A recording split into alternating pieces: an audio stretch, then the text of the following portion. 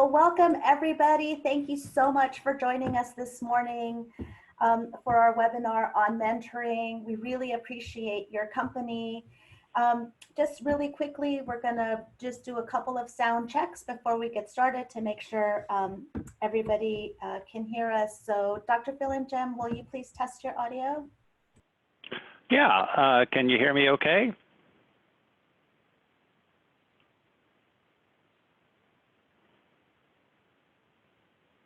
Did that work? I can hear you on my end. Perfect. Excellent. Okay. Thank you so much. And the folks are telling us in the chat that they can hear, so that's great. Anna, you can hear me. Anna is in the background. She's our administrator for today's meeting. So if you hear us calling out for Anna, it's because we might be encountering some technical difficulties. Otherwise, I think we're good to go. Next slide, Anna, please.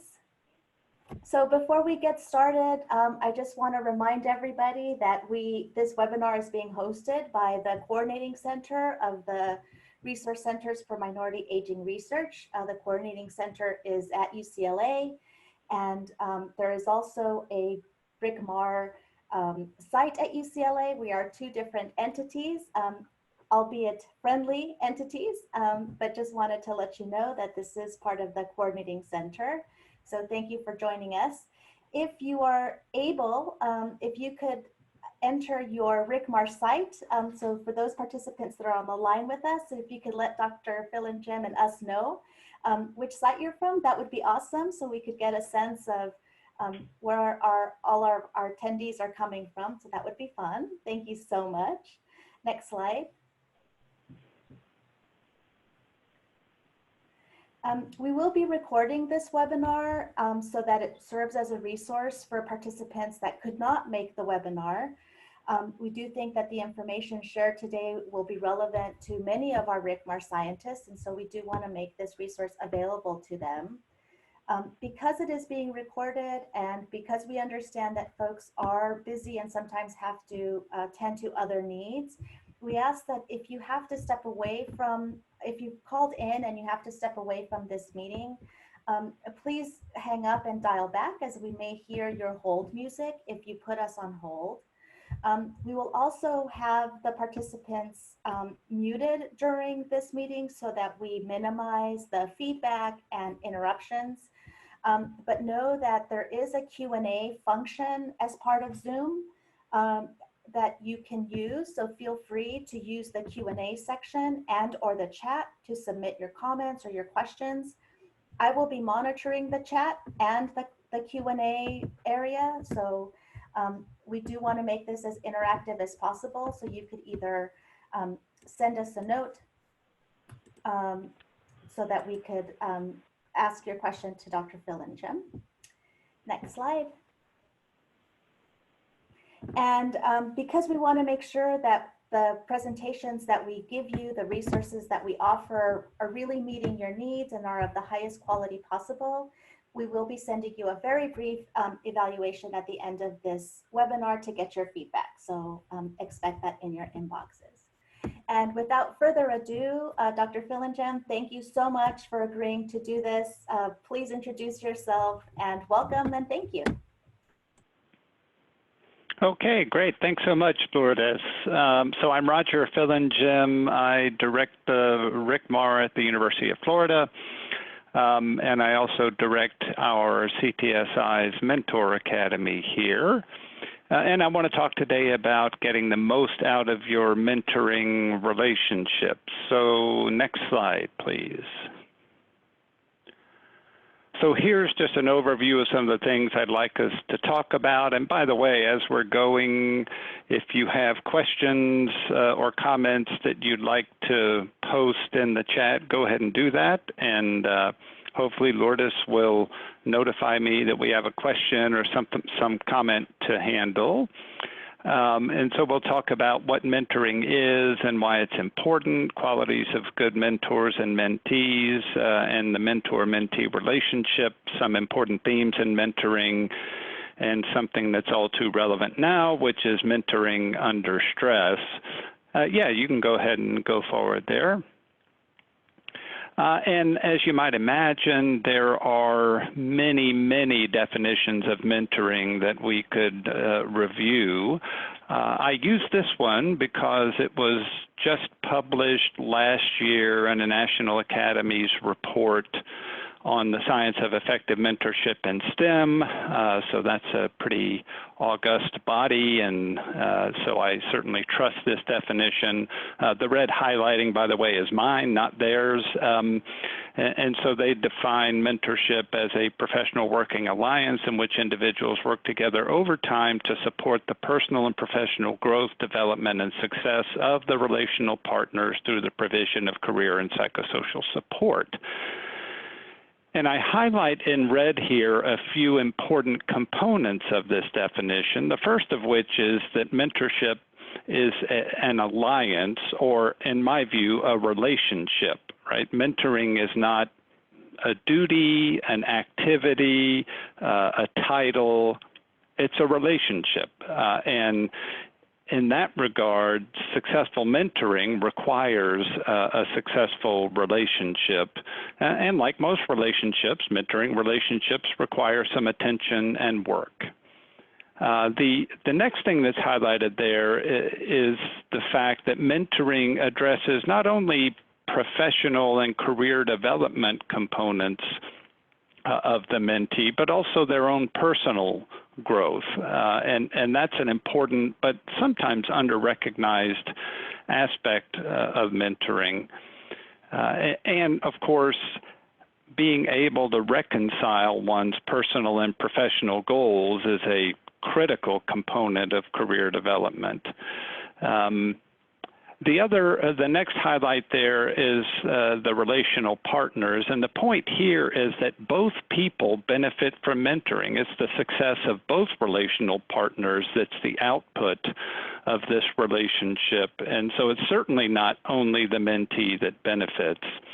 And then finally, it's not only career advice and guidance that's provided, it's also psychosocial support and emotional support that comes out of the mentoring relationship. So I really like this definition, and it captures some of the key components of mentoring that we'll address as we go. Next slide, please.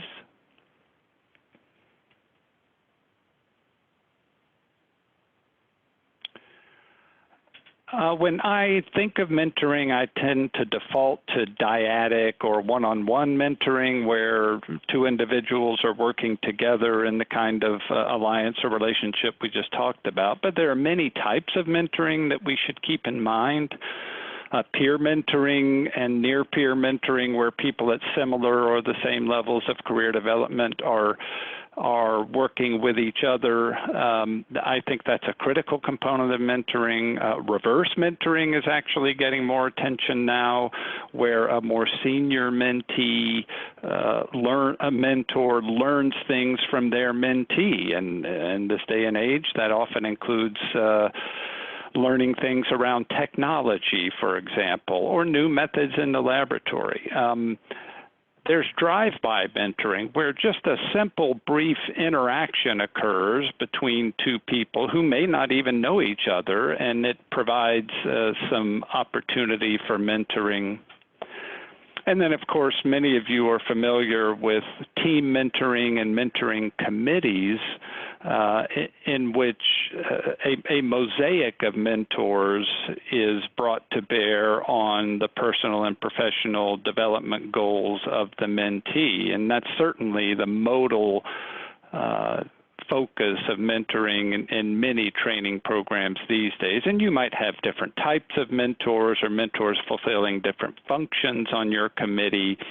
A mentor who focuses on your sort of career development, maybe in your discipline, somebody who's an expert in the content of your work, maybe a situational mentor who can provide you specific instruction in a technique or in a particular skill. So there are a lot of ways to establish and develop mentoring committees, but they are terribly important and effective. And next slide. And we also, we just kind of reviewed what mentoring is. We also might consider what mentoring is not. And there are some terms that are often used interchangeably with mentor, like advisor and coach. Those terms tend to be more restrictive than mentoring. That is, mentors do advise, but they do much more than advising, and mentors do coach, but they do much more than coaching. So these terms are not synonymous with mentoring, but they can be a component of mentoring. The idea or vision of a mentor as a sage sitting cross-legged on a mountaintop, imparting wisdom upon the people down below, that's obviously not what mentoring is. Mentoring is bi-directional and mutually beneficial. And then finally, we should at least consider the difference between a mentor and a boss.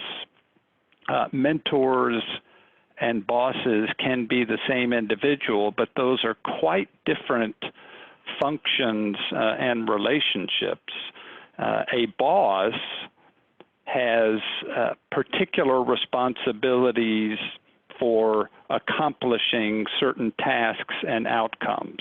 So as the PI of a grant, if I hire you as a postdoc, I'm your boss. I may be your mentor too, but that has yet to be determined. But I'm your boss. I'm responsible to the agency who provided that grant to fulfill the aims of that grant. And I am going to try to use your skills to help me achieve those goals. That's what a boss does. That role, frankly, can interfere with mentoring if I'm also your mentor. So it might be the optimal thing for me to do as a mentor to encourage you to learn more about this particular area of research or to go do a presentation at a conference. Whereas as your boss and the PI of a grant, it might be in my best interest to have you stay in the lab and make me famous, right? And so the role of mentor and boss can come into conflict. That's not a deal breaker by any stretch of the imagination, but it is a challenge and a situation that needs to be dealt with openly and with transparency.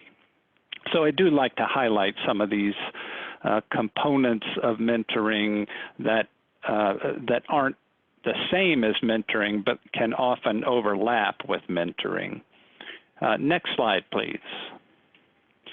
And so mentoring, as I just alluded to, includes many different components. Mentors fulfill many different roles, as you see in the little diagram there: coach, sounding board, champion, cheerleader, role model, so on and so forth. And so there's a lot that goes into mentoring, and mentors wear different hats, as I'm sure you've experienced in your own work. Next slide. And so next, and you can move to the next slide, we'll talk a bit about why mentoring is important. I like this Chinese proverb in this regard: if you want 1 year of prosperity, grow grain. If you want 10 years of prosperity, grow trees. 100 years of prosperity, grow people. And of course, with mentoring, that's what we're trying to do. We're trying to grow people.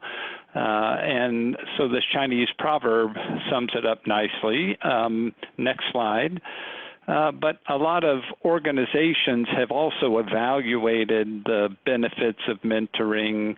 Brad Johnson, whose book I'll highlight later in the session, has identified a number of benefits of mentoring, and this is across all kinds of organizations and businesses, but better job performance, greater satisfaction, lower attrition rates, higher productivity.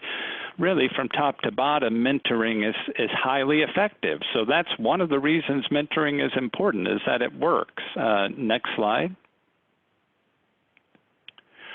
And if we look into the evidence about mentoring. This meta-analysis is several years old now, but they looked at outcomes of mentoring across many different work environments, and they found that mentoring conferred a number of benefits across the board.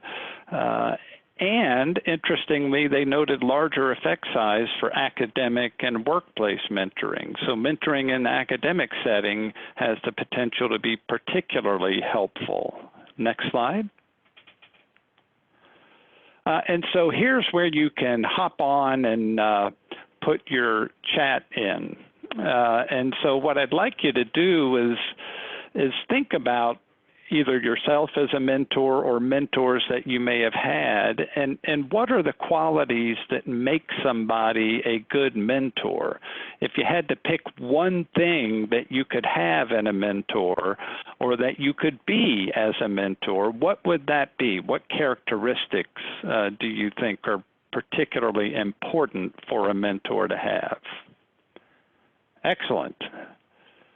So supportive, honesty, strategic,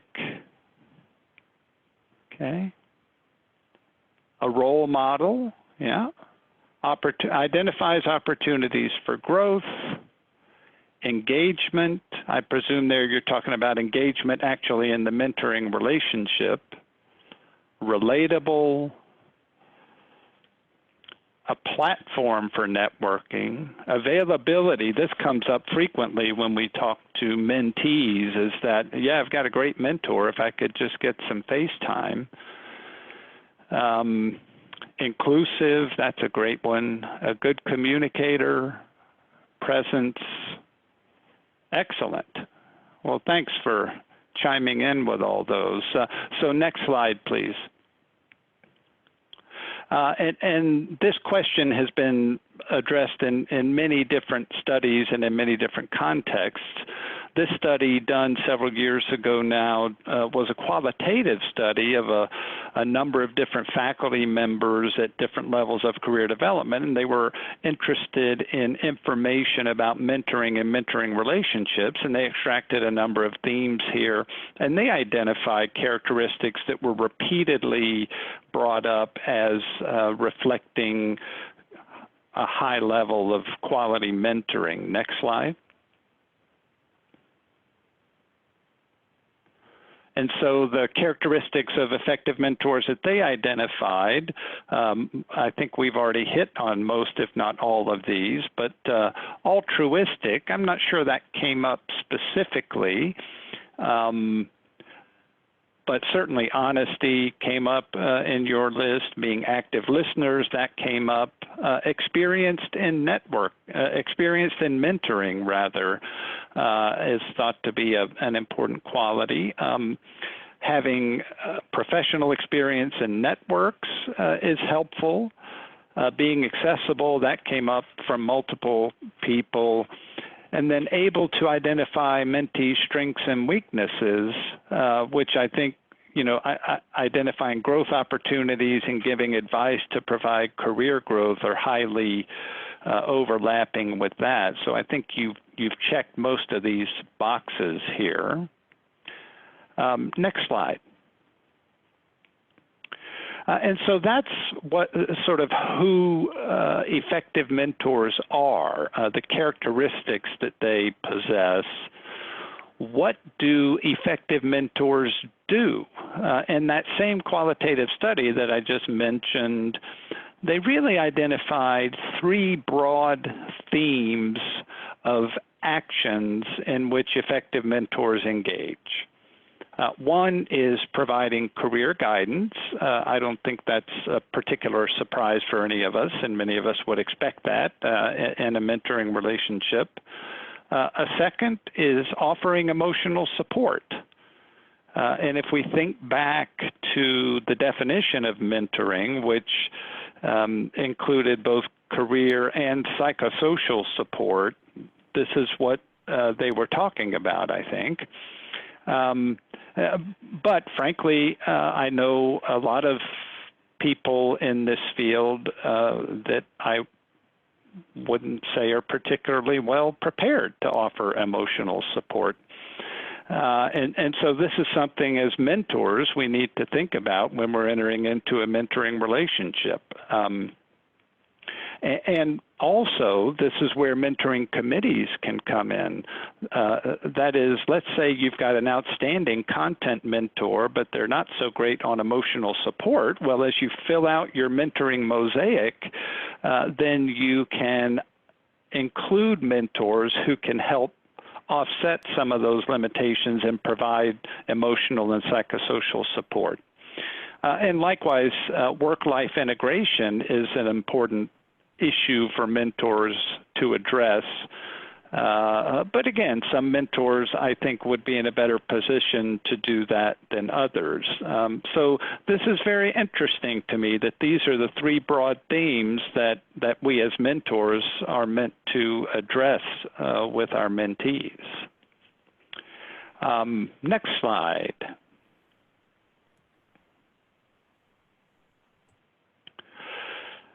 And so the definition notes that the alliance, the mentoring relationship, benefits both mentor and mentee. I haven't shared my pathologically cynical view that there's no such thing as altruism, but to suffice it to say that I don't think mentoring is sustainable in the long term unless it benefits both mentor and mentee. And so when I think about this, I wonder what's in it for the mentor, and there are a few things that are benefits to mentors, and these kind of come up one at a time, Lourdes. So the next bullet. Dr. Fillingim, we have one question in the chat. Oh, yeah. It says, would you call mentoring a relationship or alliance that is only focused on career guidance? No, I would not say that. I think a relationship or alliance that's only focused on career guidance could include some components of mentoring, but it falls short of the full spectrum of mentoring that's more typical. Now, somebody could, a mentee, for example, could desire to enter into a mentoring relationship that really focuses only on career guidance. And so ultimately, the mentoring relationship is tailored to the personal and professional goals of the mentee. And if a mentee came to me and said, I want mentoring, but stay out of this emotional stuff, I'm not down with that. All I want is career guidance. And if that were legitimately their goal, then I could provide mentoring in that context. But it's a relatively rare, especially long-term mentoring relationship that would only be focused on career guidance, even if the only focus on psychosocial or personal issues is ensuring that given their personal and psychosocial needs and goals, that they're able to also achieve their career goals. Does that answer the question?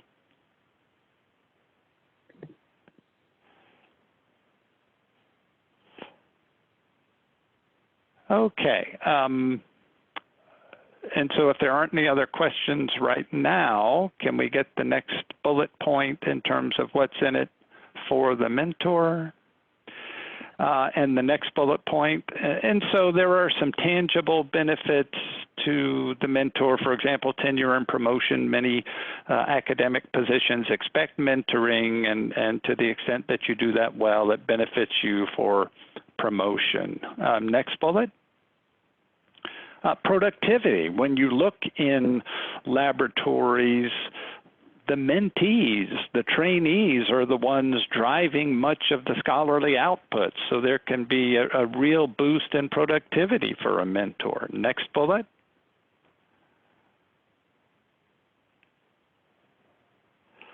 advice-giving benefits, and I've only recently become aware of this area of research, and it's been pretty well documented now that advice givers benefit from the act of advice giving. And I don't mean they benefit because it makes them feel better.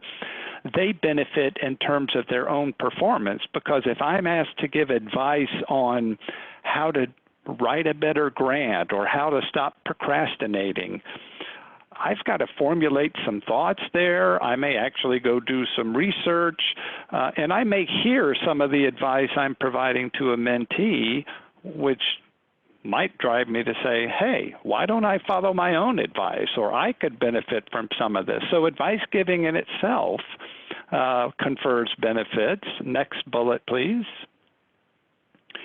Intellectual energy. When I think about my lab and many labs that I'm familiar with, the trainees, the mentees bring so much intellectual energy and enthusiasm that it's really the fuel that drives the engine of that research program. Next bullet. Certainly personal satisfaction. And I'd say, if a mentor doesn't derive personal satisfaction from mentoring, as a general principle, they shouldn't be mentoring. I don't know how else to say it. And so this personal satisfaction piece can often be the most compelling benefit for mentors. And then next bullet, please. And my favorite benefit is immortality, right? So when I'm dead and gone, some mentee of one of my mentees' is going to be presenting a plenary talk at a World Congress somewhere, and from beyond the grave, I'm going to take full credit for that. And so immortality, the legacy, the rippling effect of mentoring at some sort of existential level is indeed a benefit for mentors. Next slide. And we talked about characteristics of effective mentors, and as you might imagine, effective mentees also have important characteristics and qualities. In that same qualitative study we've already talked about, effective mentees were open to feedback. They were active listeners, much like effective mentors.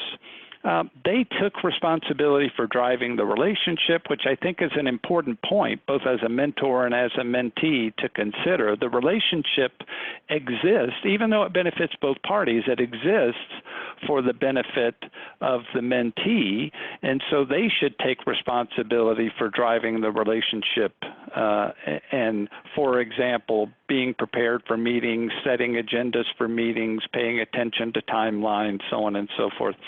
And effective mentees were found to be respectful of the mentor. Next slide.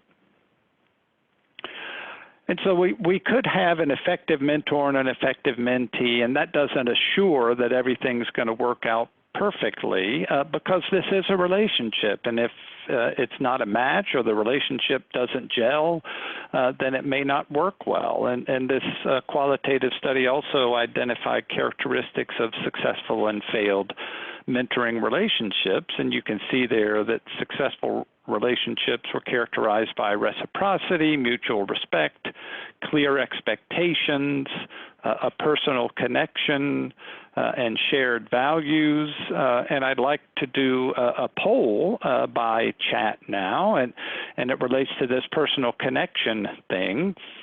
So as a mentor or a mentee, do the two people in that relationship have to like each other? If you're a mentor, do you have to like your mentee? And if you're a mentee, do you have to like your mentor? It looks like the early voting is leaning toward yes, which is not too surprising. And I agree, it's particularly helpful if these two individuals like each other or have some kind of a connection. I recognize that that's not always possible when there's an arranged marriage of sorts and you match mentors and mentees who didn't really have much of a choice. But I do think the personal connection is an important one. And then failed mentoring relationships are characterized by poor communication, lack of commitment to the relationship, personality differences, perceived or real competition, conflicts of interest, and lack of experience. And you can imagine how each of these characteristics of a relationship could undermine the relationship. Okay, next slide. And so that's sort of a brief overview of some concepts and best practices in mentoring. I now want to turn to a few important themes in mentoring. Next slide. And the first is communication. And communication is the most potent active ingredient in the mentoring relationship. And I believe effective communication, while it won't guarantee success, poor communication will guarantee failure. I have no doubt about that. And so communication is something we should focus on in mentoring. Next slide. And we should consider previous research that suggests that much of communication between two individuals, much of what impacts the recipient of the communication is not the transcript, the verbal transcript at all. It's a variety of nonverbal messages that come through. And I bring this up because we as mentors may often be unaware of our nonverbal communication, and we certainly are also interpreting nonverbal cues from our mentees. So we can't just think about, well, I used the words to communicate the message I wanted to communicate. That's not at all a sound predictor of everything that got communicated. So we need to consider the complexity of communication. And next slide. And that complexity includes different communication styles. And this is one model of different communication styles. There are many different models. The point here is that different people have different sort of default preferences for how they communicate. And when there's a mismatch in those communication styles, communication can become more challenging, and we may make assumptions about why people are behaving in a certain way, and we need to realize that we have a communication style, our mentees have a communication style, and we may need to modify our approach to communication for certain mentees in order to optimize that communication. Next slide. And the thing about which I believe it is most important to communicate in a mentoring relationship is expectations. And that includes outcome expectations. So if you're talking to a mentee, what are your expectations and what are their expectations for their outcomes? You know, how many papers are they going to publish? When are they going to submit their grant? Are they effective with time management? How much time in the lab are they putting in? And so on and so forth. And I will say that in most mentoring relationships, outcome expectations are more likely to be talked about than the other kind of expectations that we need to attend to, which is process expectations. And process expectations have to do with that part I talked about at the beginning of managing and attending to the relationship. How is this relationship going to work? What does mentoring mean between the two of us? How often are we going to meet? What are we going to do in those meetings? What's my role as a mentor and what's your role as a mentee? How are we going to ensure open and effective communication? And What if we need to break up? How does that work? And is there any penalty to termination of the mentoring relationship? I know that's an odd thing to talk about, especially early in the relationship, but it's certainly easier to talk about when things are going well than when things are going poorly, because when things are going poorly, it sounds like somebody's getting fired.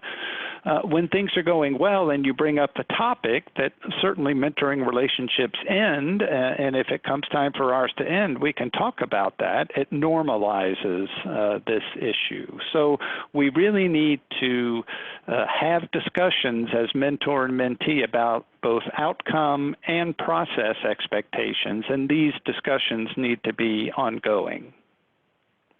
Next slide, please. A couple of tools for helping to establish and align expectations are individual development plans, which I presume you're all familiar with.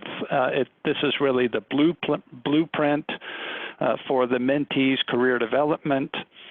And then there are mentor-mentee compacts, which are essentially agreements that I as mentor and you as mentee would create and sign, and it says, this is what I'm going to do as mentor, and this is what I'm going to do as mentee on the other hand, and we both recognize that this is what the relationship is going to look like, and we both sign that, and we can revisit and update that as needed. But that's a very helpful mechanism for helping to align expectations.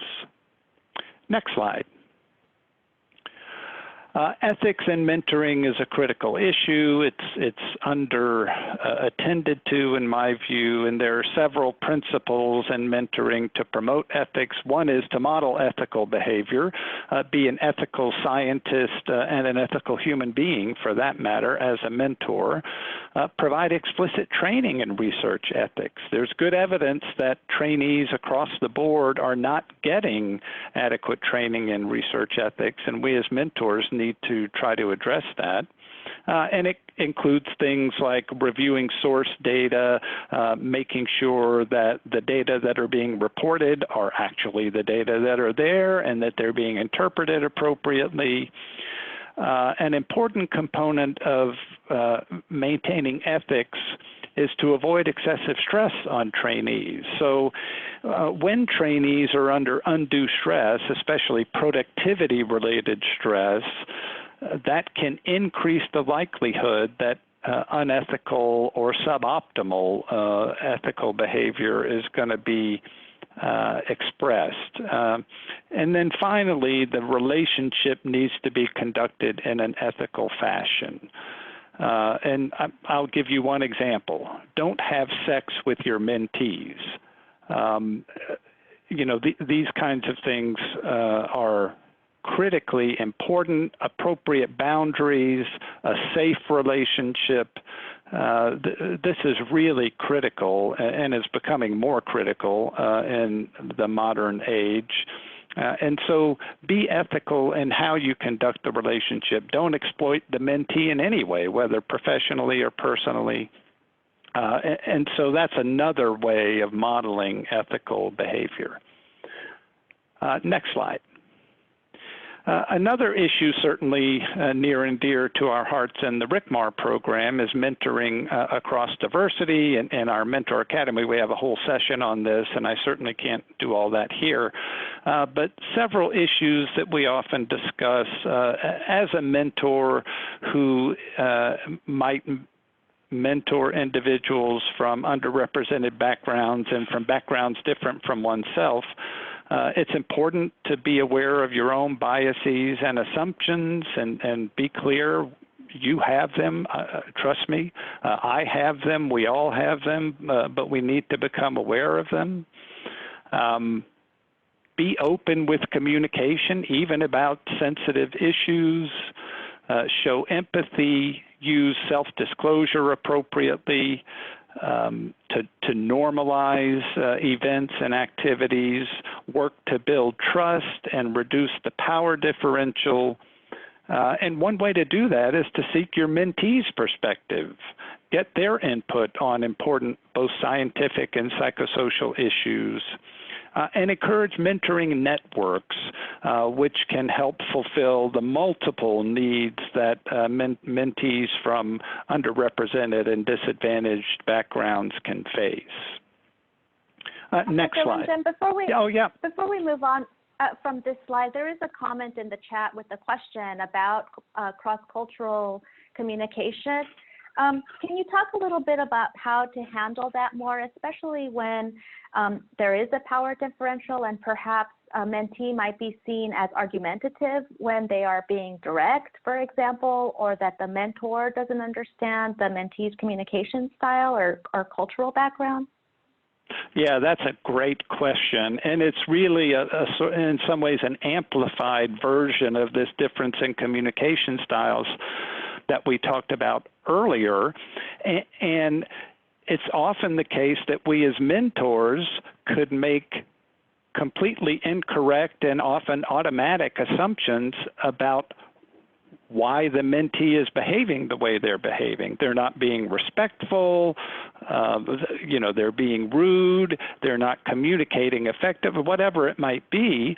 And so that's, I'm a psychologist by training, and we learned that the best information you have about the way somebody relates to the world is how they relate between the two of you. And so I think it can be very effective if a mentor, or in this case, maybe a mentee has to take the lead, and the mentee or mentor might say, I feel like something's not quite right with how we're communicating. Occasionally, I find your communication style antagonistic, and it's difficult for me to respond to that. So I'd like to talk a bit about how our communication styles may not be well aligned. And I think as mentors, we need to recognize that, first of all, no matter where you're from, everybody's got their communication style, but people from different cultures may have very different communication styles. And I think that's one of the things that's important to talk about. I've had this situation in the past and found the conversations about how the communication was occurring to be incredibly productive and satisfying. So I think this is very helpful. If you can bring this is one of those process things that often doesn't get talked about, but often needs to be talked about in the mentoring relationship. And on a similar note, there's another question asking, how can a mentee respond when they're being told by their mentor that the mentee just isn't listening to them, right? And I think that sometimes because of the power differential, mentors expect the mentees to just do what they're told. And so it could come across that if you're not, quote unquote, doing what you're told, that you're not listening to them. So what about this idea? How do you respond when you're told as a mentee that you're not listening to your mentor? Yeah, and I think this is another example. And of course, I'm living in an ideal world here for the moment, but I know none of us lives in an ideal world. But the ideal scenario would be the mentee says, well, I'm sorry to hear you feel that way. Can you give me some examples of what you mean? I've been trying to listen to what you say. I value your advice and your input. But where have you seen me fall short in terms of listening? And the mentor may say, well, I told you to do this and you didn't do it. And the mentee may say, well, no, I heard you say that, but I made a different decision. I chose a different course of action, and this is why. You've been encouraging me, to progress toward independence, and this was an independent decision I made. Can we talk about whether that was a good or bad decision, or, how I'm supposed to respond when I have a difference of opinion with you? And I recognize that people and mentors can be sort of autocratic in their approach, and that there can be a power differential, but I think reasonable mentors would respond to that kind of conversation. Great, thank you. And then one final question on this particular topic is what happens then when the trust is gone? So let's say you do end up having that conversation with your mentor and it's just not feeling right anymore, and they feel like you're just really not following through, and they no longer trust you, and you feel that you know, it's not fair that they don't trust you. So what happens when the trust is gone? Do you suggest to pick up and go, or do you focus on the end game, or how do you respond to that? Yeah, this is really a problematic situation, right? If the trust is not present in the mentoring relationship can't move forward effectively. But I think some diagnostics about this would be important, and I think a conversation about this would be incredibly important.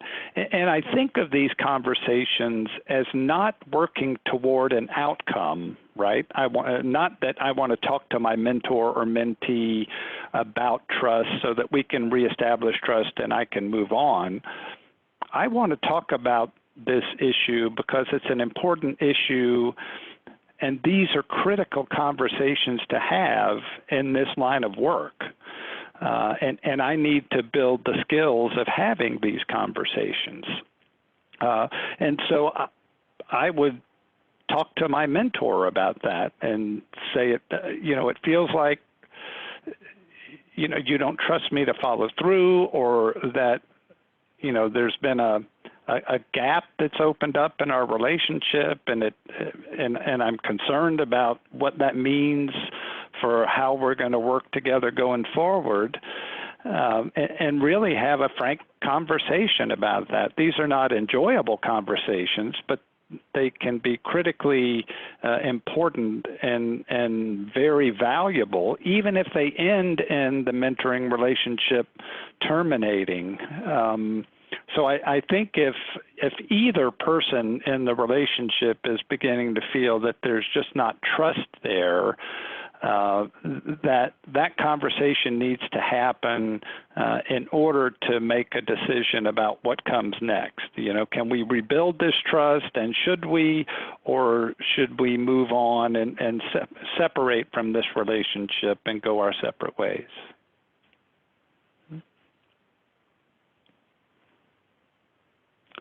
Okay, thanks for these great questions, by the way. This is fantastic. So we've, you know, talked about a number of different themes in the mentoring relationship. This is a relatively new set of ideas that we've begun thinking about, and it's based on the idea that a major outcome of a successful mentoring relationship is that the mentee embraces their professional identity. And as we go through the business of academics, there are different stages of professional development and identity formation. And I sort of think of this in the same way that you might think of Erikson's stages of psychosocial development, where at every stage, every important academic stage, there's both in my view, a professional crisis, and there's a life crisis that parallels that. That is, there's some stuff we're trying to figure out about ourselves professionally, and there's some existential issues personally, and recognizing that both of these things are happening can be important in kind of matriculating through these stages effectively. So if you think of when we're in graduate school and trying to graduate and get through the program, it's sort of a pass versus fail binary outcome. And that sort of relates to the industry versus inferiority life crisis. I mean, if I can't pass, then that results in me feeling inferior in some ways at an existential level. At a postdoctoral level, initiation versus inertia is sort of the professional crisis that I think about. That is, you're moving often into a less structured environment where you have to self-initiate and kind of create your own plan. And that can be overwhelming to the point of inertia. And the life crisis there I think of as adequacy versus inadequacy. As we move into early career stages, there's sort of independence versus dependence. Of course, we're all trying to become independent investigators, although none of us ever are, by the way. And to me, the life crisis that goes along with that is self-esteem versus self-doubt. Can I really do this on my own? Am I really going to make it to that level? And then as we move up into mid-career, excellence versus mediocrity is the professional crisis, and integration versus disorder is sort of the life crisis. Am I going to pull things together? Am I going to become fully rounded out as this adult human being? Or am I going to kind of fall apart and deteriorate? And then finally, at the senior level, there's achievement versus decline, right? I've got, thankfully, a lot more grants behind me than I have in front of me now. And so I'm looking back to see, did I make it? Have I achieved what I hoped to achieve? Am I still viable? Those kinds of things. And existentially, I think that relates to one of the major life crises, which is meaning versus meaninglessness. And can I derive some existential meaning from what I've been able to build and what I'm continuing to do? So I think, this gets a little psychobabblish. Forgive me, I'm supposed to be a recovered psychologist, but I think it's interesting to recognize how our professional goals and challenges are often matched by personal and existential goals and challenges. And if we can recognize both forces operating at the same time, I think we'll be more effective in moving through these stages. Next slide, Dr. Fillingim, yeah. Sorry to interrupt you. Just want to do a quick time check. We're about 7 minutes till the hour, and I know you have a couple more slides to go. I just wanted to give folks a chance and to remind them to please go ahead and ask any questions, either through the question and answer function or through the chat, to make sure that we address your concerns before the end of this webinar. Thank you. Yes, thank you, Lourdes. And this is the last substantive slide. And given the situation we're all dealing with right now, mentoring under stress is something we are thinking about. And I just sort of thought of these adverse effects of stress and corrective actions we might be able to take. One of the adverse effects of stress is as we get more and more stressed, our communication deteriorates. We tend to get more and more insular and less focused on communicating effectively. And so we really need to focus on maintaining both quantity and quality of communication. Certainly in this environment, when we're not bumping into each other like we used to, we need to make more active effort in order to ensure that we communicate. And when we do, we need to try to optimize the quality of that communication. Certainly distraction and competing demands are effects of stress and sources of stress. And that's why in effective mentoring relationships, I think we really need to identify set-aside time for that mentoring and scheduled meetings for that mentoring. Otherwise, it just won't happen.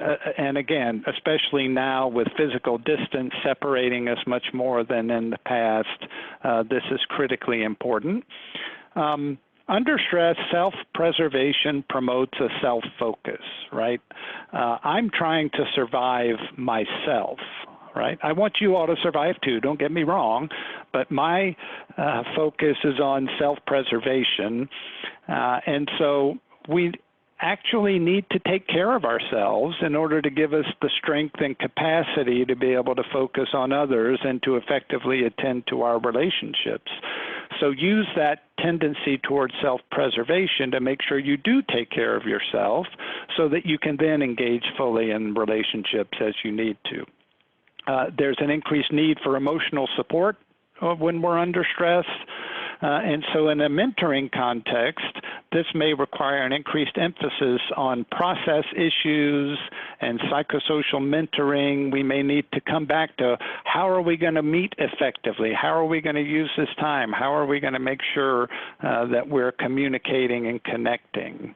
And then finally, there are impacts on goals and outcomes, right? Human subjects research is shut down at my institution. And so reevaluating goals, being creative in reestablishing goals, and contextualizing the situation. The current pandemic is not going to last forever. It is going to improve, and by and large, we're all in the same boat. So you're not the only one whose research is being slowed down, and in the end, we're all going to be able to move forward together when we get to that point. So I do think there are a variety of components of mentoring under stress that we need to think about.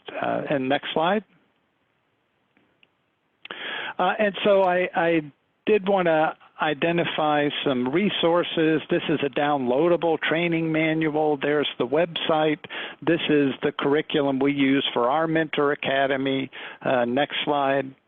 It's actually been shown to be an effective mentor training approach. And so if you want to learn more about mentoring, you can involve yourself in some of these mentor training programs. Next slide.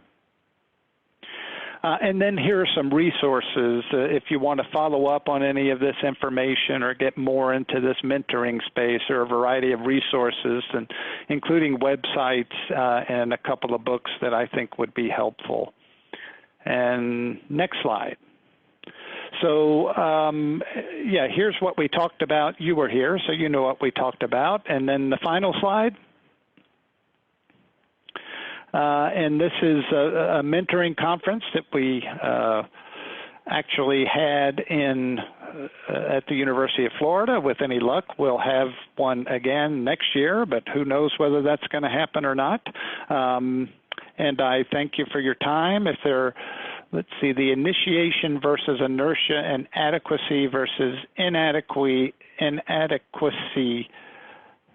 of the postdoc stage. Yeah, so I've had a lot of conversations, and I do more mentoring with postdocs probably than anything else. And so people come out of graduate school where things were fairly structured. You take your classes, you've got your dissertation, there's a timeline that you know about, and you tend to be more heavily supervised, and then you come into a postdoc training program where somebody tells you, okay, make yourself a successful academic at some level, and figure out what kind of research you want to do and design a study and figure out how to write a grant, and you don't have a job, you're on a fellowship, so make yourself better. And so that very open-ended aspect and the transition from a lot of structure to much less structure and from clarity to ambiguity is very challenging. And so there's a need to self-initiate, build your own program, and the opposite of that is sort of inertia, where you're overwhelmed by all this ambiguity and openness, and you're not really able to move forward there. And then adequacy versus inadequacy, because this is the first real taste of independence for many people in academics, there may be a sense of thinking about yourself, am I really competent to be an adult, right? To function independently in this world. And so when you broaden that kind of postdoc uncertainty and ambiguity to all of life, there can be this sort of adequacy versus inadequacy component to it. And then we did, I know we are about out of time, we did have one question about gender differences and men mentoring women. This is an outstanding question, a critical question. Brad Johnson now, I believe, has 2 books out on this, and they've done a lot of work on men mentoring women. Athena Rising is one of his books, and I don't have the title of his most recent book, but they've done a lot of work and research in this area, and there are a lot of challenges and men tending to retreat from mentoring women in the current environment. And so men can be and should be effective mentors for women, and there are specific principles that are outlined in Athena Rising that men should attend to. So that's a great question. Thank you so much, Dr. Fillingim, for today's webinar. This our time together. You all know how to get a hold of us at the RCMAR Coordinating Center. If you have additional questions for Dr. Fillingim, please send those to us. We'd be happy to send them along to him, and I'm sure we can find some resources or responses to your questions. Again, thank you all for participating, and we hope that you will respond to our evaluation. Thank you so much. Thanks, everyone.